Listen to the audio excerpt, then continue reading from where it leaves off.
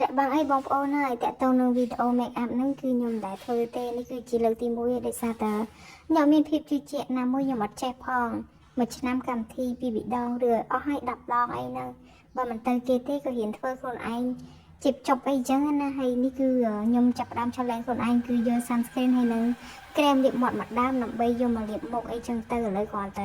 chập đam thơ luôn phím cứ tha chặt sunscreen នឹងជ្រុលហើយហើយបងប្អូនដឹងហើយអាវេទុននៅអាប់នេះគឺថាសោះសោះហើយយកហ្មងហើយឲ្យតែខ្ញុំ make up ម្ដងគឺមិនចង់និយាយទេមុខដូចអ្នកលេងហ៊ីចឹងបងប្អូនហើយដែរមើលកុនចិនអីចំណាំឃើញហើយគឺថាសសព្រុសពេញមុខនឹងហ្មងនិយាយរួមទៅមុខបែបធម្មជាតិគ្រាន់បើមើលជាង make up អីចឹងណាឥឡូវចាប់ផ្ដើមអូយស្ដាយលេស្ដាយអីលាបមុខផងលាបកផងឥឡូវចាប់ផ្ដើមតប់អីចឹងទៅជាក់ស្ដែងហ្នឹងគឺថាដាក់ជ្រុលហើយតែមិនដឹងថាកាយកុនយ៉ាងម៉េចទេអញ្ចឹងមានអង្គុយចាំតប់វាឲ្យចូលជាមួយនឹងស្បែកមុខទៅជាក់ស្ដែងពីមុនអីគឺលាបចឹងអីអត់សូវចូលស្បែកមុខទេតែខ្ញុំក៏ព្យាយាមលាប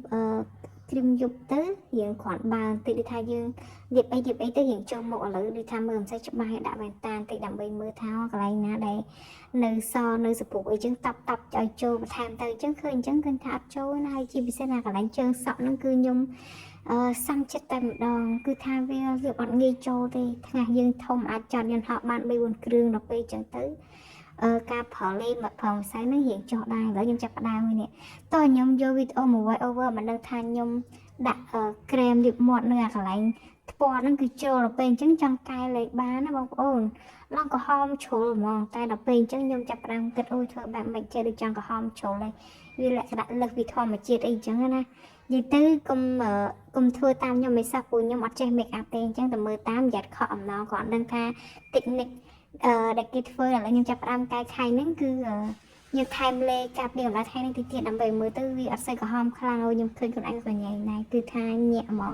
អត់ស្អាតទេបងប្អូនចាំជួយដាក់បន្ទុកផងថាបានប៉ុន្មានភាគរយដែរបើសិនជាជួយចិត្តវីដេអូការ make up ហ្នឹងចាំជួយ comment ខាងក្រោមផងខ្ញុំនឹងព្យាយាមរកកម្រិតថ្មីបន្ថែមទៀតបាយបាយអរគុណ